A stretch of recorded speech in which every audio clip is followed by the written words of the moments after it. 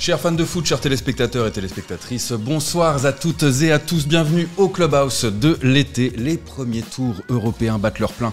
Toutes les équipes ont repris désormais, nous sommes à moins de 3 semaines du début du championnat de BGA League.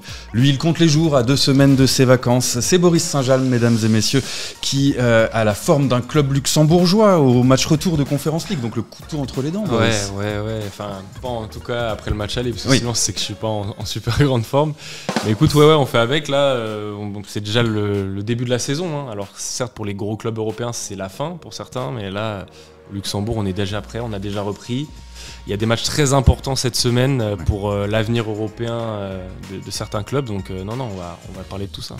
On va revenir évidemment sur les matchs européens, mais également sur la reprise des clubs qui, eux, vont jouer la BGA League. Et c'est le premier objectif en ligne de mire de notre invité. Il a 39 ans, il a été gardien de but jusqu'en Ligue 2 avec Tours, formé à Sochaux, passé par Dijon, Amnéville ou encore Vallière. Il est devenu coach en 2018 en prenant les rênes de Thionville, puis en étant l'assistant d'un certain David Ducourtiou au Gazélec d'Ajaccio. Après 3 saisons à l'ES Villerutil, il a failli d'un rien emmener en N3. Il tente l'aventure en BGA League et donc on l'accueille au Grand-Duché. Il devient le nouveau T1 de l'équipe première à l'US Mondorf-les-Bains. C'est Jérémy Deichelbauer. Bonsoir Jérémy. Bonsoir à tous. Bienvenue dans l'émission, bienvenue au Luxembourg. Merci. Il y a déjà eu 3 matchs de préparation. Comment est-ce que vous sentez le groupe, coach ? Je sens le groupe plutôt bien, pour l'instant plutôt réceptif. Après en préparation, on n'a jamais beaucoup de problèmes. Les premiers soucis arrivent souvent avec les premiers choix. Donc pour l'instant, on a un groupe qui répond bien, qui bosse, qui travaille avec de l'intensité et de l'exigence. Donc pour l'instant, on va dire que les feux sont au vert, même si quand on est entraîneur, on a toujours envie que ça aille un peu plus vite, forcément. Mais en tout cas, j'ai des joueurs qui sont à l'écoute et qui ont envie de faire quelque chose d'intéressant cette saison, donc pour l'instant plutôt intéressant. Avec un beau projet, on va débriefer tout ça avec la reprise d'un club, des rênes d'un club à l'intersaison. Ce sera dans notre sommaire évidemment l'US Mondorf, les Coupes d'Europe avec les raisons. On va se poser la question, est-ce que c'est une déroute ou pas avec ce 0/3 pour l'instant au match aller en Champions League et en Europa League et en Conference League. On va évidemment s'intéresser à la fin du contrat de Luc Holtz à la tête de la sélection nationale, les news express, des débats, des analyses, c'est tout ça, le Clubhouse de Dribble. Et nous débutons donc avec notre premier sujet, la reprise du club de David Zitelli par Jérémy Deichelbauer, donc l'US Mondorf-les-Bains qui a changé de coach à l'intersaison après une saison et demie de David Zitelli à la tête de l'USM de plutôt bonne facture. Et là, on veut rentrer dans une autre dimension avec Jérémy Deichelbauer qui donc a emmené l'entente Villerutil à la 2e place de R1 et puis à la 1re place lors de la dernière saison. Alors Boris, la première question, je vais te la poser à toi. Est-ce que, avec ce choix, Christian Strasser veut viser autre chose que le maintien cette année ? Après, c'est vrai que Mondorf, on a l'habitude, depuis une dizaine d'années, depuis qu'ils sont remontés finalement en BGL, de voir l'équipe, je ne vais pas dire végéter, mais souvent jouer le milieu de tableau, entre 9 et 6. Quoi. Ouais. Moi, je pense que cette saison, il y a un vrai coup à jouer. Pour les équipes, on va dire, il y a un pool de 2-3 équipes. Et je vois Mondorf dans cette équipe vraiment qui peut être une équipe surprise. Parce que tu as le Swift où ça va être compliqué. Tu as des clubs qui avaient l'habitude de jouer les premiers rôles sur ces dernières saisons, comme le Progrès Dudelange. Enfin, Dudelange, on a des points d'interrogation. On a des grosses questions. Mondorf, même si c'est vrai qu'il y a eu 2-3 départs importants, et Jérémy le développera sûrement mieux que moi, ça reste un club qui a une structure globalement, qui a réussi à conserver sa colonne vertébrale. Donc des joueurs qui ont des automatismes. Alors certes, quand un nouveau coach arrive, il a des idées, il veut mettre en place son style de jeu, mais ça c'est des points positifs. Donc est-ce que Mondorf parviendra à aller peut-être titiller les Européens ? Pour moi c'est un objectif qui est viable, et l'arrivée de Jérémy, pour moi, elle s'inscrit dans ce projet-là. Ouais.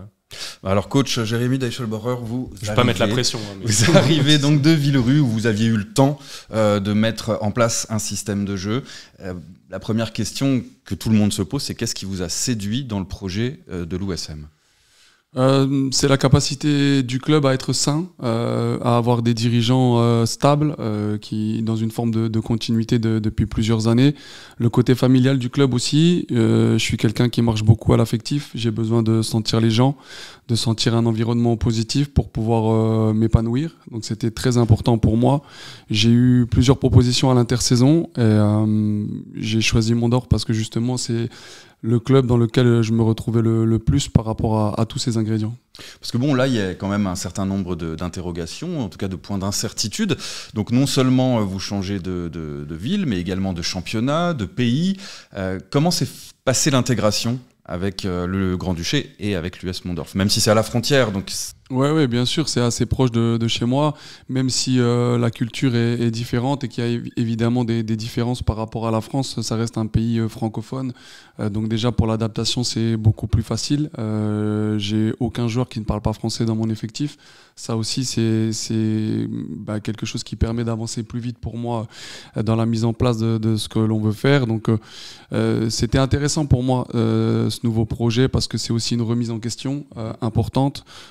Après un cycle de 3 ans dans le club où j'étais, dans un championnat que je connaissais par cœur, où on a performé. Donc voilà, ce sont toutes des choses qui m'ont séduite et qui ont fait que j'ai signé à Mondorf. Bon, puis une équipe qui nous a fourni également au niveau du Grand-Duché avec un certain nombre de joueurs que vous avez coachés et qui sont venus en BGL League. Alors Jérémy, moi il y a une question aussi qui m'intéresse, c'est de savoir, après 3 matchs de préparation, on pourra revenir sur ces matchs, où est-ce que vous situez le niveau de l'US Mondorf et de la BGL League dans ce que vous en avez vu pour l'instant par rapport au niveau National 2 par exemple que vous avez connu pas mal avec Ajaccio? C'est très difficile de situer les championnats, de les comparer parce que chacun ont leur spécificité. Ce sont des débats qui, pour moi, n'ont pas lieu d'être parce que chaque championnat a ses forces, ses faiblesses. Et la BGL League est un championnat qui est très intéressant.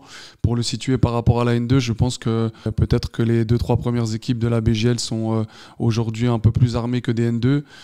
Et puis peut-être que celles qui vont jouer le maintien sont peut-être un peu moins armées que des N2.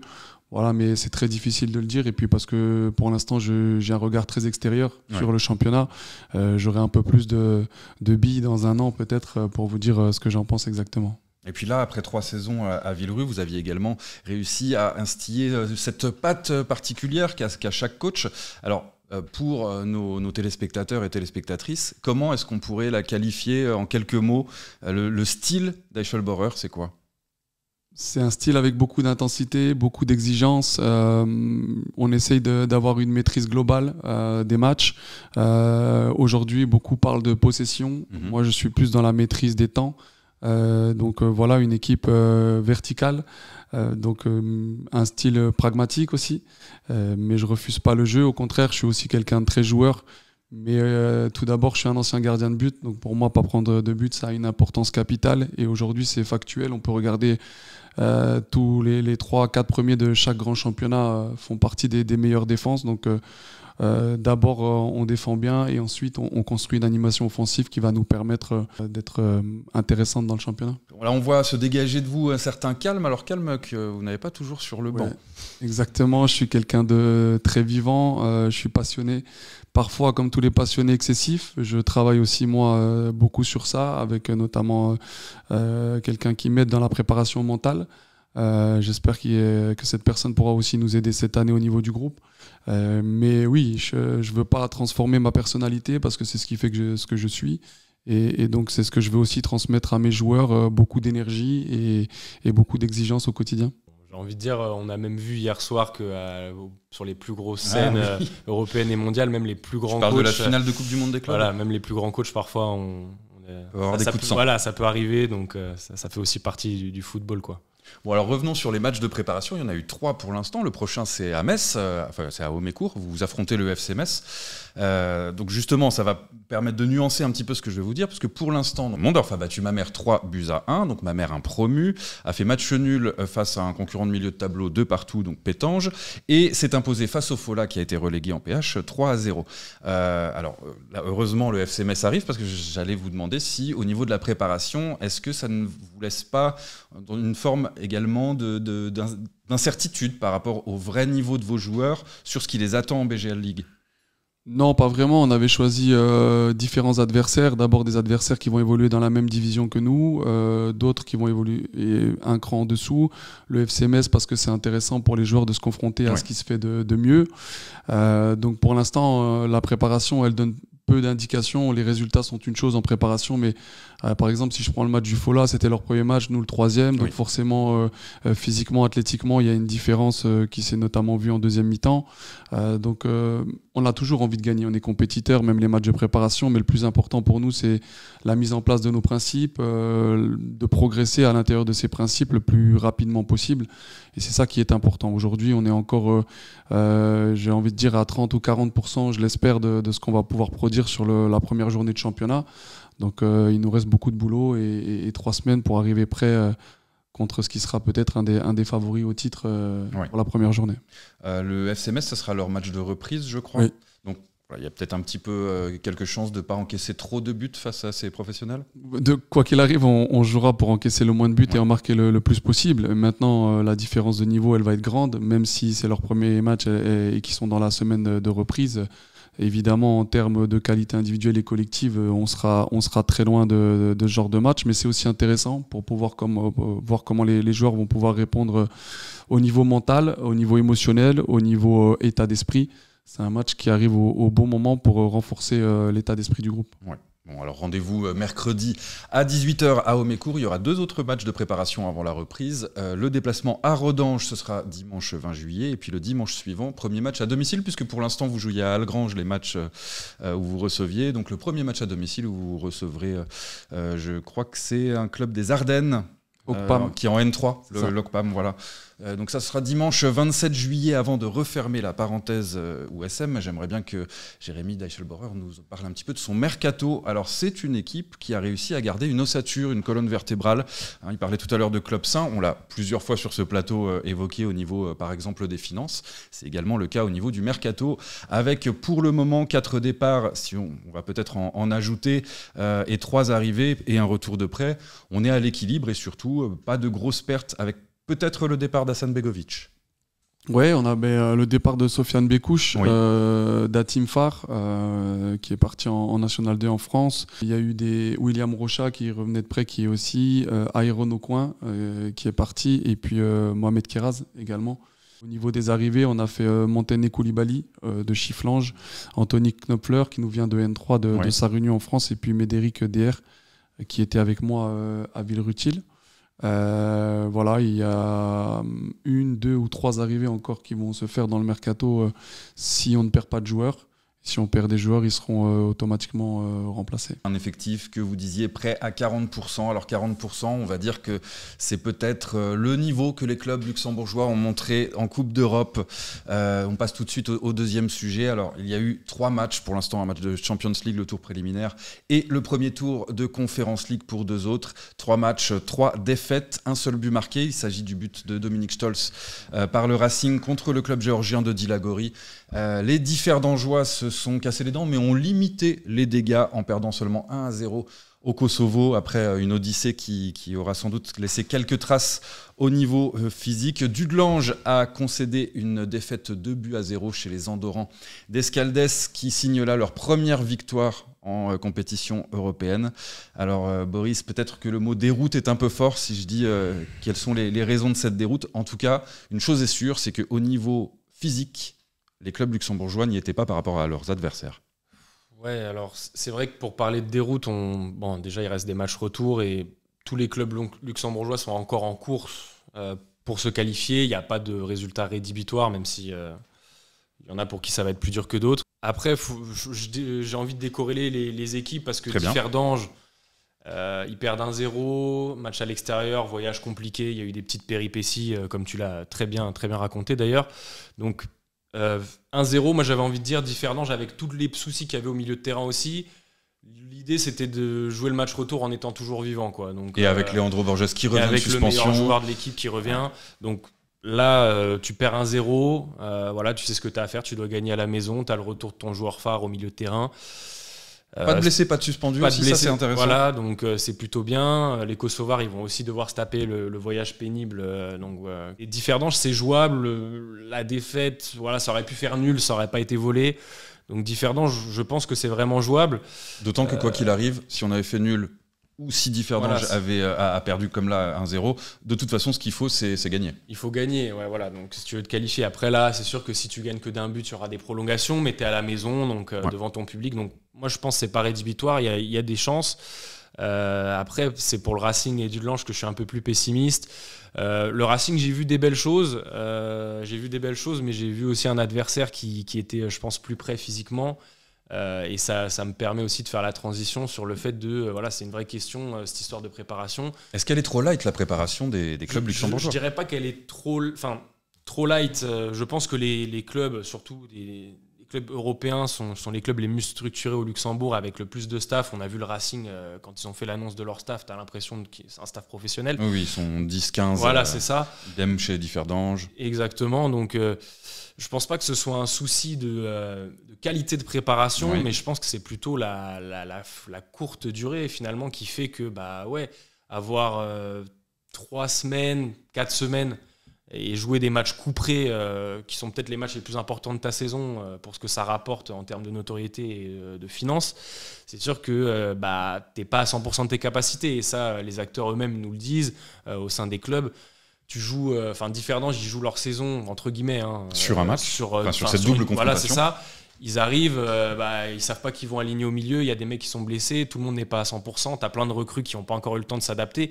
Donc évidemment que Dudelange, c'est 12 recrues, voilà, dont 6 étaient titulaires sur le premier match. Là. Tu perds en plus, du coup les 6 qui étaient titulaires, c'est qui remplacent 6 mecs qui étaient là la saison passée, qui étaient super importants. Donc forcément, c'est super compliqué. C'est super compliqué, et c'est un désavantage que les clubs luxembourgeois ont. Surtout que la plupart des équipes contre lesquelles ils sont amenés à jouer sur les premiers tours, alors là, ça n'a pas été le cas cette saison, mais tu as beaucoup, l'année passée, on l'a vu, beaucoup de clubs nordiques qui peuvent affronter. Et les clubs nordiques, ils sont toujours en pleine saison. Oui. Là, tu joues un club géorgien qui est quand même plutôt costaud, et tu vois que le Racing qui fait un bon match, sur les 20-25 dernières minutes, il tire un peu la langue parce que les autres en face, ils sont plus prêts physiquement. Il n'y a pas un monde parce que ça arrive à mi-saison pour eux. C'est donc, ça. Dilagori, ils sont favoris aussi pour ça, je pense. Il n'y a pas un monde entre les deux équipes, mais tu vois que physiquement, à la fin, c'est compliqué. Dudelange, c'est un peu à part, tu l'as dit. Donc, il y a un vrai souci pour moi, une vraie question à se poser en tout cas au niveau de cette préparation. Est-ce qu'on ne pourrait pas agencer le calendrier un petit peu différemment pour que les clubs... Donc tu militerais qu'on finisse le championnat avant, peut-être ouais. début mai. En fait, comme chaque semaine est comptée, si tu peux finir 1 ou 2 semaines avant, c'est 1 ou 2 semaines en plus que les clubs européens peuvent avoir en termes de prépa. Et je pense que Jérémy sera là aussi pour... il ne me contredira pas de ce point de vue-là. 1 ou 2 semaines, à ce niveau-là, c'est super important. Donc, je pense que c'est un souci structurel. Les clubs luxembourgeois en l'état font ce qu'ils peuvent, mais c'est un vrai point de questionnement qu'il faudrait mettre sur la table, je pense, sur les mois, années à venir en tout cas. Coach, est-ce que vous nous trouvez un peu sévère quand on parle de déroute ? Ouais, un peu sévère, oui, parce que j'ai pas pu voir Dudelange. Par contre, j'ai vu les 2 autres matchs, Differdange et Racing. Pour moi, Differdange, c'est très mal payé. Le match qu'ils ont fait, on a vu beaucoup de qualité. C'était un match vraiment avec de l'intensité et de haut niveau. Ils ont été mal payés, je pense, sur l'ensemble du match. Je pense qu'ils sont en capacité largement de faire un résultat positif sur le match retour. Et Racing, j'ai vu une première heure de très très bonne qualité, avec un projet de jeu très intéressant, des individualités aussi et des recrues qui sont très intéressantes. Je pense que ça va être une équipe qui va beaucoup compter dans le championnat cette année, avec un coach qui a des idées très intéressantes et un recrutement qui a été très intelligent. Et je trouve qu'ils ont fait une première heure de grande qualité. Après, on a senti que l'équipe adverse, malheureusement, elle est en plein championnat. Et donc, sur une dernière demi-heure dans un match comme celui-là, ça fait beaucoup de différence. Mais pareil, je trouve qu'ils ont été très, très, très bien et ils ont fait un très bon match. Et c'est eux aussi un peu sévères de perdre chez eux. Ça sera potentiellement un peu plus compliqué à l'extérieur, mais je pense que c'est encore possible pour le Racing. Et Dudelange, je ne peux pas me prononcer parce que je n'ai pas vu le match. Il y a eu début casquette aussi. Donc Dudelange, tu payes, comme on disait, le fait qu'il y a un gros turnover dans l'effectif. Donc tu as Anglaro qui joue en défense centrale, qui se trouve un peu sur le premier but. Tu as Latic qui vient d'arriver, qui n'est pas exempt de tout reproche. Donc c'est vrai que sur le deuxième, donc c'est vrai que tu as des petites erreurs individuelles qui te mettent dans le mal. Ouais. Derrière, l'équipe adverse, elle te rentre dedans sur la première période où tu as vraiment du mal à voir le jour. Je pense qu'ils se sont aussi rappelés que la saison passée, même si ils avaient perdu 2 fois les Andorrans, Ils n'avaient pas été ridicules sur les 2 matchs, donc voilà, c'est une première historique pour eux. On espère quand même que Dudelange va être à même de faire ce qu'il faut, de faire parler aussi l'expérience européenne qui compte dans ces rencontres-là pour renverser la tendance au Jos Nussbaum. On l'espère quand même. En tout cas, soyez nombreux dès demain au stade municipal de Differdange pour soutenir le FCD 03 contre les Kosovars du KF Drita et jeudi au stade Jos Nussbaum à Dudelange pour affronter l'Athletic Club d'Escaldes. Alors on va rester en compétition internationale mais un cran au-dessus avec la sélection. Les Roetleven n'auront plus le même sélectionneur. Fin du chapitre, fin de la saga Lucols après 15 années passées à la tête des Roetleven. La FLF l'a annoncé dans un communiqué que me permets de vous relire après une analyse approfondie de la situation sportive actuelle avec l'entraîneur national Lucols. Le conseil d'administration de la FLF a pris la décision de ne pas renouveler son contrat qui arrivait à échéance le 31 décembre de cette année. Il souhaite garantir à l'entraîneur, aux joueurs, au staff, à tous les acteurs impliqués la sérénité et la transparence nécessaires pour préparer dès à présent les échéances sportives importantes. Évidemment, on parle des qualifications pour la Coupe du Monde à partir du mois de septembre. Dans la foulée, Lucols s'est fendu lui aussi d'un communiqué où il est sur l'émotion, où il remercie les supporters, il parle d'honneur, de fierté d'avoir entraîné cette équipe nationale. Il parle également de la non-reconnaissance du travail des jeunes, une lecture erronée des efforts fournis qui a été véhiculée par une presse sportive, mais aussi grand public luxembourgeois, qui a colporté des critiques injustifiées à son égard. Alors bon, on ne va pas rebondir sur tout. Boris, la première question, on va plutôt se poser la question du sportif, puisque visiblement la FLF a pris cette décision d'un point de vue sportif. Alors il s'agit sans doute du match de barrage pour rester en Ligue C que nous jouerons contre Malte et éviter la descente en Ligue D, alors que son homologue Dan Santos avec les femmes a obtenu l'accession en Ligue B. Est-ce que déjà tu comprends cette décision sur le point de vue sportif ? Oui, je la comprends. Après, j'aurais aussi compris que Lucols continue avec la sélection. Il y a pas mal de problématiques qui entrent en jeu quand on parle du poste de sélectionneur au Luxembourg. L'un des plus importants à noter, c'est que la fédération n'a pas non plus beaucoup de moyens à mettre, par exemple pour prendre un entraîneur qui serait étranger. Donc finalement, le choix, si tu restes dans le giron, on va dire, du foot luxembourgeois ou de ceux qui l'ont connu, côtoyé sur les dernières saisons, il n'est pas immense. Tu as peut-être 4-5 noms qui peuvent revenir, mais tu n'en as pas 150.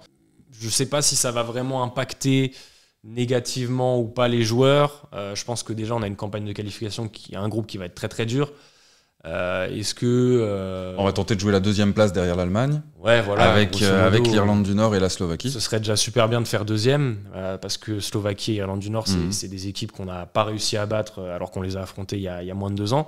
Donc même si on a réussi à matcher, mais ce que je veux dire, c'est que est-ce que les joueurs vont se dire c'est le baroud d'honneur de Lucols, on donne tout, ou est-ce qu'ils vont être complètement démobilisés parce qu'il y a un nouveau coach qui arrive début 2026 ? Je sais pas. Mais selon toi, est-ce que Lucols doit aller au bout de son mandat ? Parce que ce que tu dis là, est-ce que les joueurs vont être démobilisés ? Bon, finalement, on l'a vécu avec Differdange l'année dernière. Pedro Resende avait annoncé dès la fin du mois d'avril qu'il ne serait plus l'entraîneur.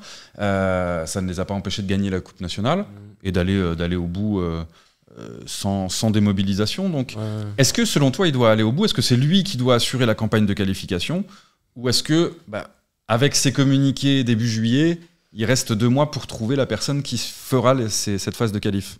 J'allais dire, c'est vrai que là, pour moi, ça me paraît compliqué qu'il n'aille pas au bout de son contrat au vu du timing de l'annonce. C'est-à-dire que si tu fais l'annonce pour dire Lucols finit comme ils l'ont dit officiellement et que du coup, là, tu commences à chercher pour début 2026, le timing me paraît OK.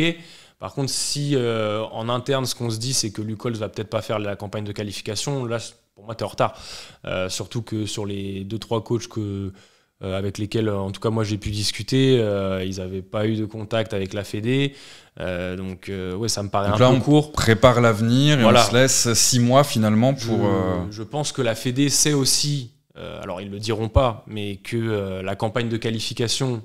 Ça va être très compliqué d'aller chercher quelque chose, on va dire, même ne serait-ce que les barrages, ça va être très compliqué, au vu du groupe dans lequel tu es.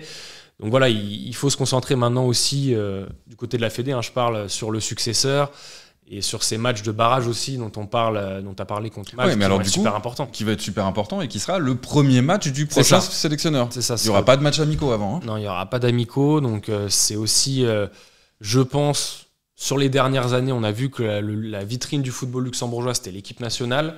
Ce serait un coup, je pense, donné à l'image aussi du Luxembourg, de se dire que tu redescends en Ligue D avec les moins bonnes nations du continent européen. Donc c'est vraiment, je pense, un barrage qui doit être dans la tête de la fédération et prendre le plus vite possible aussi peut-être la décision sans que ça vienne perturber, voilà, c'est ça, l'équipe nationale et la Coupe du Monde 2026. Jérémy Deichelbauer, quand est-ce que vous avez annoncé à vos joueurs et au grand public votre décision de ne plus rester à Villerutil ? Très tôt, donc c'est un sujet intéressant et qui m'intéresse parce que je l'ai annoncé très tôt dans la saison, en avril, pareil que Pedro Rezende. Après, tous les avis sont différents sur la question. Moi, je pense que ça tient beaucoup au relationnel que vous pouvez avoir avec vos joueurs. Si vous avez un relationnel très fort avec vos joueurs, je pense que ça n'aura pas spécialement d'impact. En revanche, si le relationnel est un peu moins important, ça peut avoir un impact sur les différents joueurs, de savoir que derrière, la personne ne sera plus à la tête de l'équipe. Voilà, je connais pas assez le relationnel que le sélectionneur a avec ses joueurs, ce qu'il a construit en tout cas sur toutes ces années.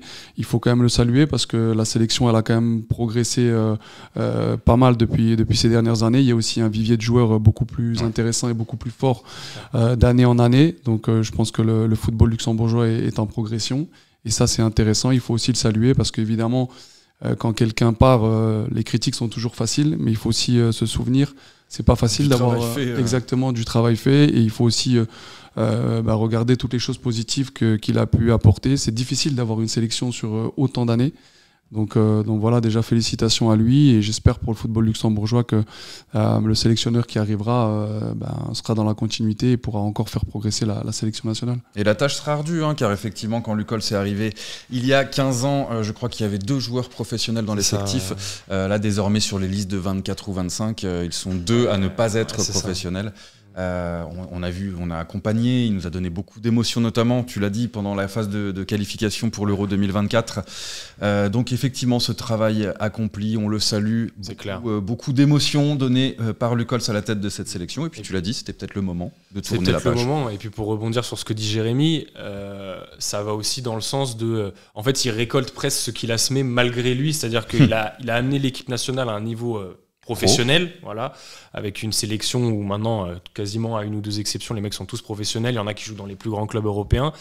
Et donc on le regarde. Voilà, maintenant on se dit, ah ouais, il y a des mecs qui jouent à Benfica, machin, truc. Tu te dis, maintenant on a faim en fait. Quand on perd un match, maintenant c'est plus, tant pis, l'équipe nationale, on a l'habitude. Maintenant on perd un match, les gars, les supporters, ils sont pas contents, ils sont déçus. Et du coup, même nous aussi, je pense aussi, presse spécialisée. La presse a évolué en 15 ans. Voilà, c'est ça. On a des exigences qui sont plus hautes, mais qui ont été finalement amenées parce que le sélectionneur, en 2024, on est à 2 matchs de se qualifier pour l'Euro. Donc forcément, ça fait aussi partie du truc. Et je pense que c'est important de souligner que c'est aussi grâce à lui que l'équipe nationale, elle est ce qu'elle est aujourd'hui, quoi. Très bien. Bon, alors, on ne s'apesantira pas sur les autres sujets, car il est temps de passer au News Express. Alors le principe, il est très simple. Je vous donne quelques nouvelles que vous connaissez peut-être ou que je vous apprends. Et Jérémy, Boris, vous me dites si c'est quelque chose qui est important à retenir ou bien si on le passe à la trappe. On tourne la page. Alors, on va commencer par les dames, puisqu'en ce moment a lieu l'Euro féminin, vous le savez. Alors que hier soir, au stade Henri Dunant de Bégueune, il y avait le festival 3-5-2 football qui était organisé. Et il y avait une table ronde sur le football féminin. Et bien, en même temps, TF1 a choisi de diffuser en prime Chelsea-PSG plutôt que le dernier match de poule des Françaises face aux Néerlandaises à l'Euro. Qu'est-ce qu'on fait ? On retient cette information ? Tu veux nous piéger là ? Oui. Ça répond à une logique... ça changeait beaucoup de le passer sur TMC, Chelsea-PSG ? En fait, le fait de le passer de TF1 à TMC, tu as l'impression que c'est un peu une rétrogradation en se disant les femmes on les met un peu de côté. Finalement ils ont trouvé un accord avec France Télé pour que le match soit aussi c'est plutôt France Télé qui était tout heureux de récupérer ce match. Et c'est peut-être un peu plus convenable d'un point de vue image de diffuser le match sur France 2 en prime. Je pense que tout le monde a pu regarder le match qu'il souhaitait. Après, il y a des tenants et des aboutissants économiques qui sont hors de notre portée. Donc voilà, le football, il ne faut pas se leurrer, il marche aussi à travers ça. Et si aujourd'hui on veut voir des grandes compétitions, ça marche aussi avec l'aspect financier. Et donc si aujourd'hui il y a des chaînes télé qui ont pris la décision parce que c'était nécessaire pour eux et que ça va retransmettre derrière des finances importantes à certains clubs et au football notamment français, voilà, ça fait partie du jeu et il faut aussi s'adapter à ça. Bon, alors diffusion toujours, alors que nous avons annoncé que RTL allait probablement reprendre la diffusion avec son live arena de la BGL League. Pour l'instant, aucune fuite de la LFL et on ne sait pas à 3 semaines de la reprise du championnat où seront les images. Boris ? J'ai envie de dire comme un air de déjà-vu, parce que la saison passée c'était on va dire le même cirque. Je trouve que c'est juste dommageable en fait pour les acteurs et pour ceux qui se donnent à 100% pour faire évoluer ou faire vivre du moins le football luxembourgeois. On en a parlé ce matin quand j'ai regardé du coup le match de barrage de Villerue. Je me disais qui a été retransmis par la chaîne YouTube de la Ligue du Grand Est où tu vois, tu as des commentateurs, c'est le 6e échelon français, la R1 pour ceux qui ne savent pas. C'est presque de la meilleure qualité que ce qu'on avait au Luxembourg sur les dernières saisons. Ce serait bien si RTL justement reprend le diffuseur historique, oui. Partenaire de la FLF. Voilà, qu'on est peut-être dans les années à venir un peu mieux que les caméras VO pour ne serait-ce que professionnaliser un petit peu à notre échelle la BGL League, le football luxembourgeois, parce que en fait ce serait un cercle vertueux et tout le monde pourra en bénéficier, que ce soit la visibilité des joueurs. Je pense que c'est forcément le football luxembourgeois gagnerait à avoir une couverture plus professionnelle dans la mesure du possible avec des belles images. Mais ouais, qu'à 3 semaines du début du championnat, on n'ait pas d'infos là-dessus, malheureusement, ça laisse pas très optimiste pour ça, quoi. Jérémy, sans vendre la mèche, est-ce qu'on vous a dit où seraient diffusés les matchs ? Non, pas du tout. J'espère juste qu'ils le seront parce que c'est important pour le championnat d'avoir une couverture médiatique. Plus il y a de couverture médiatique et plus le championnat sera représenté et mieux ça sera pour tout le monde, pour tous les acteurs, pour tous les clubs, pour montrer aussi le travail qui est fait au Luxembourg dans tous les clubs. C'est très important, donc j'espère qu'il y aura une solution qui sera trouvée d'ici la reprise du championnat. Boisati qui défend l'investisseur Flavio Becca et qui fustige le club chez nos confrères du Vort. On retient ou comme d'hab ? Ouais, de toute façon, tu vois... Là, je ne demanderai pas à Jérémy de se prononcer là-dessus. Aucune connaissance du sujet. Je sais pas quoi dire. Franchement, je sais pas quoi dire sur le Swift. J'ai l'impression qu'on a essoré le sujet. De toute façon, le Swift, là, on va pas se mentir. Chacun joue son rôle, entre guillemets. Donc, Boisati, voilà, on sait qu'il va plutôt être du côté de Flavio Becca. Moi, j'ai envie de dire, c'est juste triste pour tous les gens qui se donnent pour ce club. Il y a beaucoup de bénévoles, on en connaît quelques-uns. Forcément, ça fait de la peine de voir qu'ils brassent du vent, en fait, ces gens-là. Et que... Tu vas avoir des problèmes, toi. Et qu'un club comme le Swift, qui sur les dernières saisons, on va se dire, avait pour ambition d'être le mastodonte du football luxembourgeois, va se retrouver à jouer le maintien cette saison avec beaucoup de jeunes à qui on va... Enfin, pour moi, c'est pas un cadeau de lancer des jeunes comme ça dans le grand bain en BGL où, on va dire, 3 week-ends sur 4, ils vont prendre des raclés. Le mercato n'est pas terminé, on n'est pas à l'abri que Flavio Becca signe un chèque qui permette d'avoir une sorte de sursis. Voilà, un sursis malgré les faire 5 un mercato interdictions. Rapidement sur le tas, mais là, en fait, les équipes, elles ont déjà repris. Donc, quoi qu'il arrive, ça va pas être réglé dans les jours à venir, ça va être super compliqué. Donc ouais, non, c'est juste triste. Après, chacun est un peu dans son rôle de défendre sa position, mais in fine, c'est juste une catastrophe pour le Swift et moi je trouve pour le foot luxembourgeois et son rayonnement, encore une fois, à l'échelle européenne, quoi. Allez, les dernières infos, ce seront des infos mercato et je voudrais votre analyse. Junior Burban, le meilleur buteur du Progrès Niederkorn, qui signe à Saint-Malo en National 2, tandis que Pedro Resende, l'ancien entraîneur de Differdange, a signé un contrat d'1 an au SK Dynamo Sesке Budejovice, lequel on retient on retient les deux, parce que ça a été des acteurs importants de la saison passée, même des 2-3 dernières saisons pour Pedro Resende. Junior, c'est bien. Je pense que N2, voilà, il était venu en arrivant de N3, il avait fait une belle saison à Vannes. Là, il fait encore une saison où il facture quand même une 20aine de buts, donc c'est très honnête. Il revient en N2.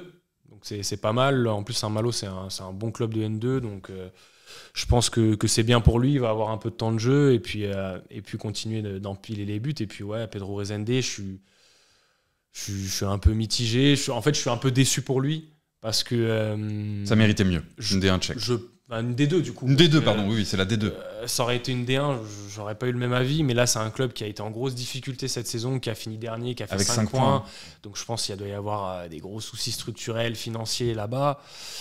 On parle d'un coach qui, en 2 ans, a fait de Differdange la place forte du football luxembourgeois, la meilleure défense d'Europe, entre guillemets. Enfin, on s'entend, l'équipe qui avait encaissé le moins de buts en championnat en Europe. Donc c'est des choses qui sont pas anodines.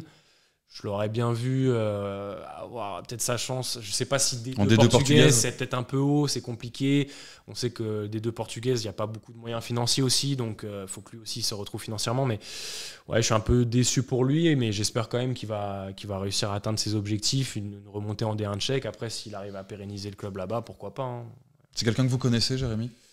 C'est quelqu'un dont j'ai suivi le travail sur les 2 dernières saisons. Je ne connais pas personnellement, mais par contre, chapeau pour ce qu'il a fait. Félicitations à lui, parce qu'en 2 ans, il a fait différer dans une équipe assez incroyable sur beaucoup de plans. Prendre 7 buts en une saison, moi, ça fait 30 ans que je suis dans le football, j'avais jamais vu ça. Donc il faut être sacrément solide et évidemment, il y a beaucoup de travail derrière. Donc félicitations à lui. Je ne connais pas du tout la D2 tchèque, donc je ne me prononcerai pas sur son nouveau projet. Mais par contre, je lui souhaite toute la réussite qu'il a connue à Differdange. Puis ça doit vous laisser un petit peu envieux, de prendre aussi peu de buts, en sachant que vous avez récupéré l'entraîneur des gardiens des 2 dernières saisons, Ruben Araújo, qui entraînait Romain Ruffier, qui a entraîné Felipe Ventura, donc les 2 meilleurs gardiens de ces 2 dernières années. Peut-être lui qui a le secret, finalement. Pour l'ancien gardien de but que vous êtes, vous avez envie d'avoir 7 buts dans la saison ? Ah oui, je signe tout de suite. Si on encaisse 7 buts cette saison, je signe tout de suite. Mais c'est beaucoup de travail et il a parfois aussi été critiqué pour sa philosophie de jeu. Je trouve que c'est très sévère. Ouais. Alors oui, aujourd'hui, on est dans un football où tout le monde veut jouer comme Pep Guardiola ou Luis Enrique, bien que Luis Enrique a beaucoup verticalisé son jeu dans cette dernière saison avec tout le bonheur et le succès que ça lui a apporté. Mais il y a beaucoup de philosophie. C'est ça qui est intéressant dans le football, c'est qu'il y a beaucoup de visions et beaucoup de visions qui sont mises en place par des coachs qui ont des visions justement très différentes. C'est ça qui rend le football intéressant. Donc ce qu'a fait Pedro Rezende, c'est très très fort et je suis pas sûr que d'ici très très longtemps on revoit une équipe capable d'encaisser aussi peu de buts sur un championnat. Allez, dernière question pour l'ancien gardien de but et l'entraîneur. La hiérarchie chez les gardiens, elle sera la même que la saison passée ou les cartes sont rebattues ? Aujourd'hui, Joe Machado est le numéro 1, il n'y a pas de doute là-dessus. Après, on a 2 gardiens qui sont intéressants derrière Joe, donc pour l'instant, rien n'est décidé. C'est la préparation et ce qu'on verra aussi en préparation qui décidera de ça. Voilà, je ne suis pas spécialement d'avis tranché sur ça.